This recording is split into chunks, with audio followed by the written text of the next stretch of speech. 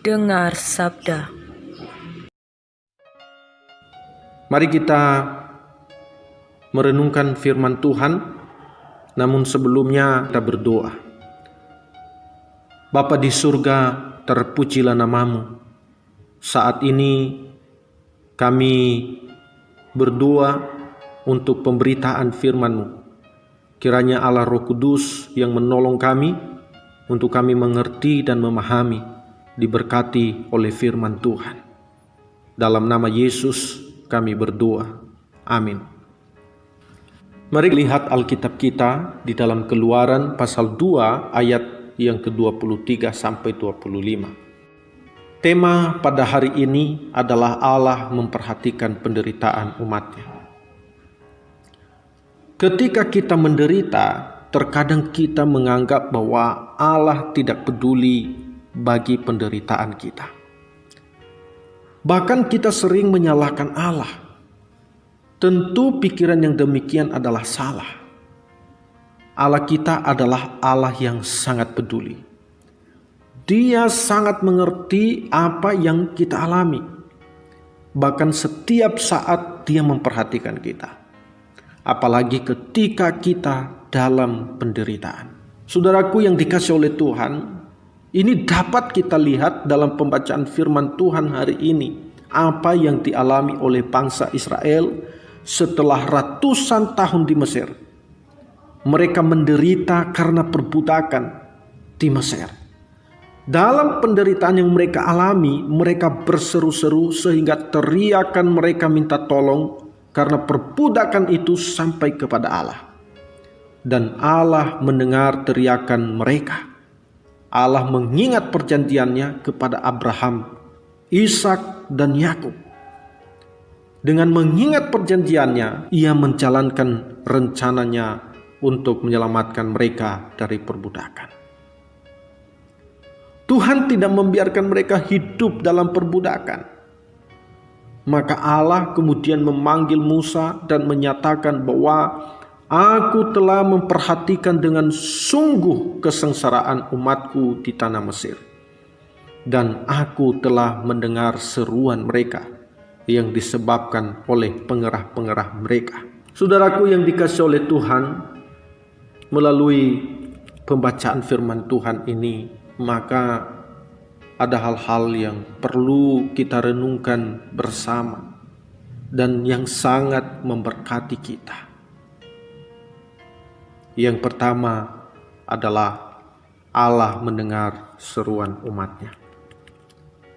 Di dalam Yesaya pasal yang ke-30 ayat yang ke-19 berkata, Sungguh hai bangsa di Sion yang diam di Yerusalem, engkau tidak akan terus menangis.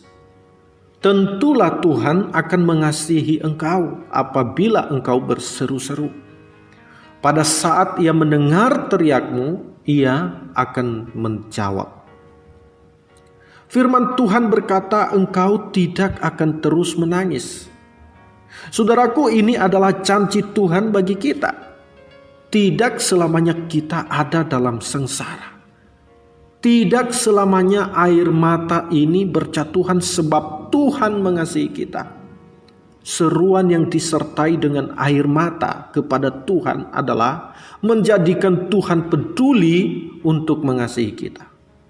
Ketika kita ada dalam persoalan, masalah, penderitaan, dan lain sebagainya, maka datanglah dan berserulah pada Tuhan. Sebab Tuhan adalah jawaban atas setiap persoalan kita. Yang kedua, Allah mengingat perjanjiannya. Di ayat yang ke-24, pasal yang kedua di dalam Keluaran, berkata, Allah mendengar mereka mengerang, lalu Ia mengingat kepada perjanjiannya dengan Abraham, Ishak, dan Yakub. Tuhan kita tidak pernah ingkar janji. Sekali Ia berjanji, maka Ia akan menggenapi janji itu. Dia tidak pernah lupa apa yang Ia janjikan kepada Abraham, Ishak, dan Yakub. Saudara-saudara, hal yang ketiga adalah Tuhan telah memperhatikan kesengsaraan umatnya. Ayat yang ketujuh dari pasal yang ketiga berkata, sebab itu aku telah turun untuk melepaskan mereka dari tangan orang Mesir dan menuntun mereka keluar dari negeri itu ke suatu negeri yang baik dan luas, suatu negeri yang berlimpah-limpah susu dan madunya, ke tempat orang Kanaan, orang Het, orang Amori, orang Feris, orang Hewi, dan orang Yebus. Saudara-saudara, ini hal yang sangat luar biasa dialami oleh bangsa itu ketika mereka berteriak kepada Tuhan, maka Tuhan memperhatikan mereka dan Tuhan menyatakan hal-hal yang ajaib dalam kehidupan bangsa Israel. Hal yang keempat adalah jika Tuhan yang mengutus, maka Dia juga yang akan menyertai. Kita tahu di dalam pasal yang ketiga ini, saudara-saudara, bahwa Tuhan mengutus Musa sebagai pemimpin bagi bangsa itu. Tuhan berjanji bahwa Dia akan menyertai.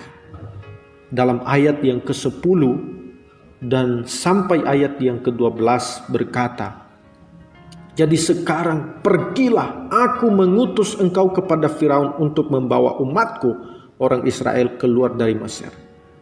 Tetapi Musa berkata kepada Allah, siapakah aku ini? Maka aku yang akan menghadap Firaun dan membawa orang Israel keluar dari Mesir. Lalu firman-Nya, bukankah aku akan menyertai engkau? Inilah tanda bagimu bahwa aku yang mengutus engkau. Apabila engkau telah membawa bangsa itu keluar dari Mesir, maka kamu akan beribadah kepada Allah di gunung ini. Saudara, perlu kita garis bawahi bahwa firman Tuhan berkata, bukankah aku akan menyertai engkau? Saudara-saudara, kalau Tuhan sudah memilih kita untuk menjadi alat di tangannya, maka jangan ragu akan pilihan Tuhan dalam hidup kita. Dia mengutus kita untuk menjadi berkat bagi banyak orang. Dan ketika Dia yang mengutus kita, Dia berjanji bahwa Dia akan menyertai kita.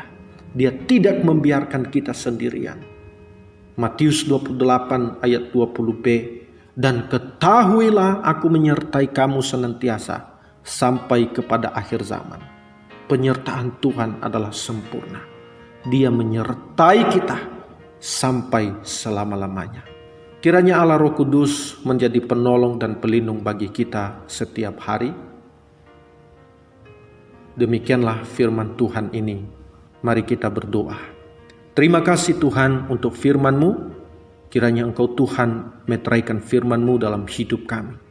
Dan biarlah Tuhan memberi kekuatan bagi kami untuk melakukan firman-Mu. Sehingga kami Tuhan, umat-Mu, selalu berseru kepada Tuhan.